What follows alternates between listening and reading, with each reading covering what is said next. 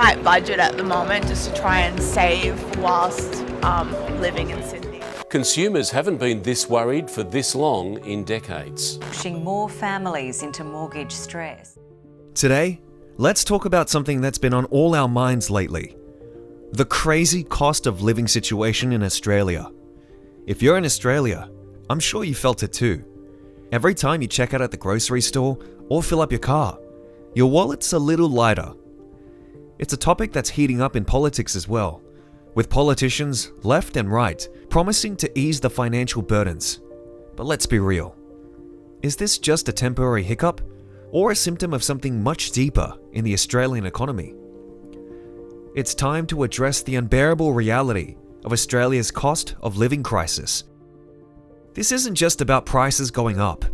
It's about the choices made by those in power over the years. Think about it. Our housing system favors those who've already got money. Our education and energy sectors are dominated by a few big players. And let's not even get started on our dependency on fossil fuels. These aren't just random events. They're the result of decisions made by governments, influenced by certain economic ideologies. And the impact? Well, it's hitting hard. A recent poll showed that a quarter of Australians are struggling big time, and another 40% are starting to feel the heat. This isn't just about individuals needing to be smarter with their money.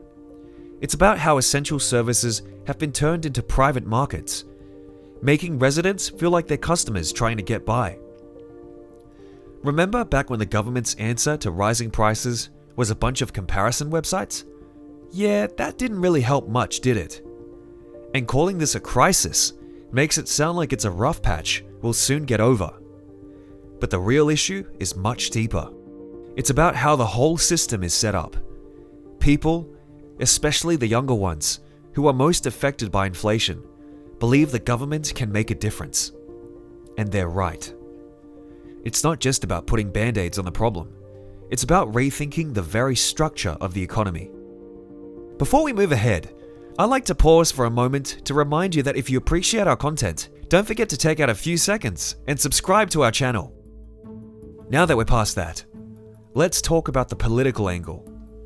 The Conservative parties, who've always been about free markets, are finding it hard to blame the new government for the living cost issues. I mean, it's kind of ironic, right? The recent elections have shown that simply shouting cost of living isn't enough to win people over. You'd need a real plan. So, what's being done? In New South Wales, for example, the Labor Party's been trying to address the crisis, but it feels more like they're just patching up existing issues rather than making real change. They're talking about raising wages and stopping privatization, but is it enough? And what about the tolls being paid to private companies just to get around their own cities? It's like Australians are being charged left, right, and centre. This whole situation is sparking a conversation about the very foundation of the Australian economy. Do we keep going as we are, or do we start making some bold changes? For instance, there's strong support for government intervention in essential services markets, not just at the point of sale, but at the source. We're talking about ideas like price caps on energy and systemic changes, like fixing the childcare market, which is putting huge stress on young families and creating barriers for women returning to work. And what about wages? The Workplace Minister has pointed out that one of the big drivers of the cost of living pressure is the way wages are being kept low. This isn't just about raising the minimum wage. It's about ensuring fair pay for all types of work.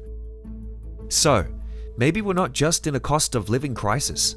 Perhaps it's more of an inequality crisis, or a markets charging too much crisis. The Labor Party in Australia seems to have used the cost of living narrative effectively in opposition, but now, in power, it's their chance to really make a difference. And for the coalition, opposing these changes might just end up making them irrelevant. Let's talk about the impact on young Australians. They're the ones feeling the financial pinch the most. Inflation's soaring, and according to a report, young Aussies are struggling big time. They're cutting back on spending, looking for second jobs, and feeling financial stress like never before. This pressure is going to change how they live, from education choices to everyday spending. Young adults are at a crucial stage of their lives, making big decisions about careers, education, and starting families. But with the cost of living soaring, these decisions are becoming tougher. Many are delaying major life milestones, like buying a house or having kids, because let's face it, the financial pressure is just too much. And for those fresh out of uni, the job market isn't making things easier. They're facing a double whammy of high living costs and a competitive job landscape. Then there's the emotional toll this crisis is taking. Young adults are worried about whether they'll be able to achieve the same quality of life as their parents. It's a lot to handle, and it's shaping their outlook on life and their trust in the system. Parents are also working longer hours, trying to keep up with rising costs, all the while trying to provide a stable and happy home for their kids. It's a balancing act that's leaving many families stretched thin. They're having to make tough choices about what to cut back on. And it's often the things that bring joy and relief from the daily grind. The next year is expected to be tough financially. Australia is not necessarily heading into a recession, but for many Australians, it's going to feel like one. People are changing their behaviours to cope. And it's not just about cutting back on luxuries. It's about affording the essentials. And it's not just impacting lower income families. Even households earning decent salaries are feeling the pinch. They're cutting back on everything from nights out to vacations and non-essentials. Even high-income earners are now beginning to feel uncomfortable with the growing economic burdens. Let's not forget about the housing market. It's become a wild ride, with house prices going through the roof. Buying a home is now a distant dream for many young Aussies. And for those renting, it's no picnic either. Rents are skyrocketing, leaving many to question whether they'll ever be able to afford their own place. It's not just the young people who are struggling. Families are feeling the crunch too.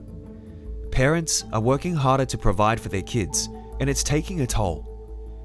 They're juggling rising costs with a desire to give their children a good life. But it's tough when every dollar has to stretch further and further. Unfortunately, retirees are in a bind too. Many are on fixed incomes, and with prices soaring, they're finding it harder to make ends meet. The golden years aren't looking so golden when you're worried about paying the bills. So what's the solution? There's a lot of talk about government intervention, like increasing the minimum wage and fixing the housing market. But it's a complex issue that needs more than just quick fixes. It requires a fundamental shift in how economy is approached by the country. Those in charge in Australia must start looking at the bigger picture if they haven't already. It is a good time to start thinking about building a more equitable and sustainable future. Today, Aussies need policies that don't just react to problems, but prevent them from happening in the first place. For similar content, don't forget to have a look at some of the other videos on your screen.